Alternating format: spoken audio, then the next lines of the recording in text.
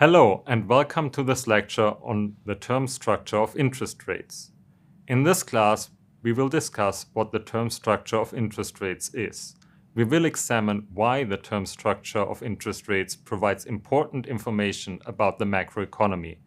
Specifically, we will look at how the term structure behaves before recessions.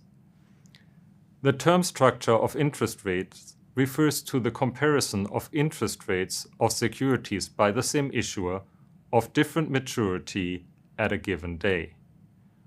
For the term structure, we do not use coupon interest rates, the interest rates paid to bond owners, but the yields, which takes the prices of bonds into account.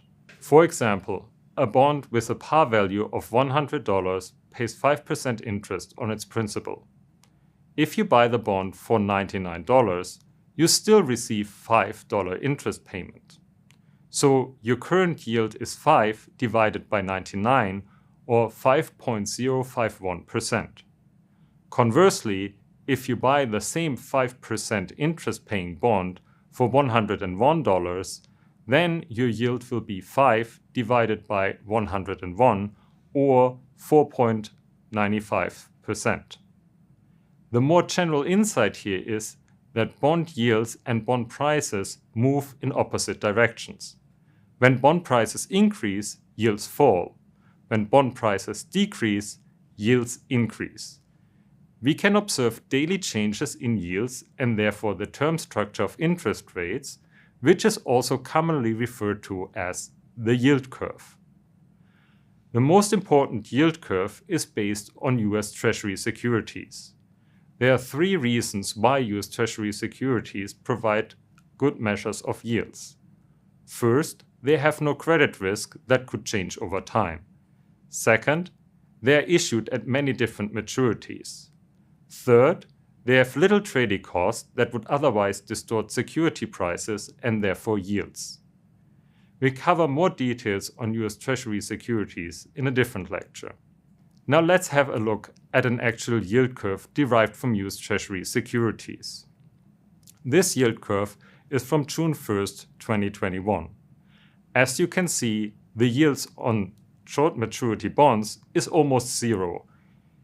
Even a US note with a 1-year maturity yields only 0.04% annually.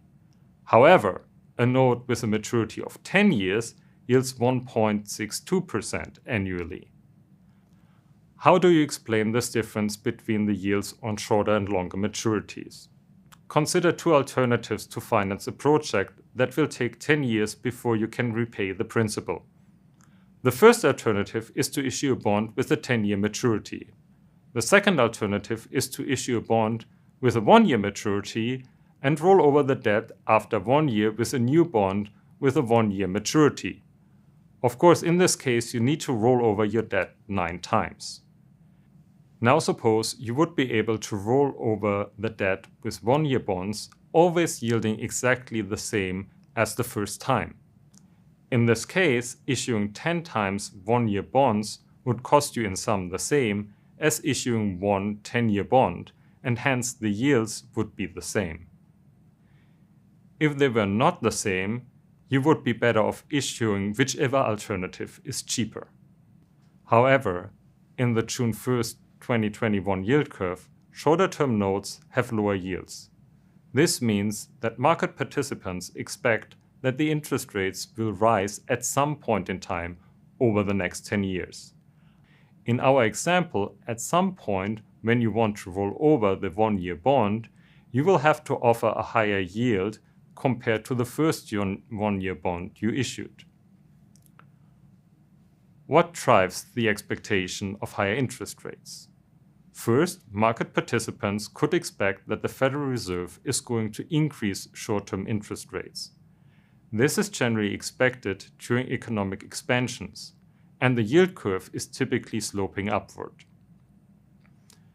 Second, market participants expect higher inflation. Since interest rates on US Treasuries are nominal, yields on longer maturity Treasury securities have to increase to offset the increase in inflation to continue to attract investors. Third, fiscal policies that will increase government debt will increase the supply of US Treasuries. In this case, yields on longer maturity Treasury securities have to increase for investors to buy the additional supply of US Treasury securities. Now, let's have a look at the yield curve on September 4th, 2019. You will notice that the yield curve is now downward sloping or inverted at the front end of the curve. This means that market participants must expect lower interest rates in the future. And when do market participants expect lower interest rates? Right, before a recession. Let's look at a commonly used measure of the yield curve, the difference between the yields on a 10-year Treasury note and a 2-year Treasury note over the last 40 years. You can see that almost all of the time this difference is positive, meaning that the yields on the 10-year note is higher than on the 2-year Treasury note. So for most of the time, market participants expect interest rates to go up. This is consistent with an economic expansion. The gray bars in the figure indicate recessions. Since in recessions demand is low, interest rates tend to fall during recessions. Now focus on what happens to the yield curve right before the gray bars.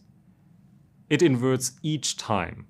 Before the recessions of the 1980s, the recession in the early 1990s, before the dot-com bust in 2000, before the 2008 financial crisis, and before the COVID-19 pandemic.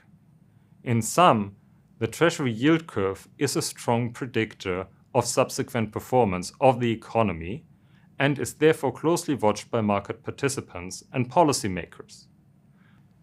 What have we learned in this lecture?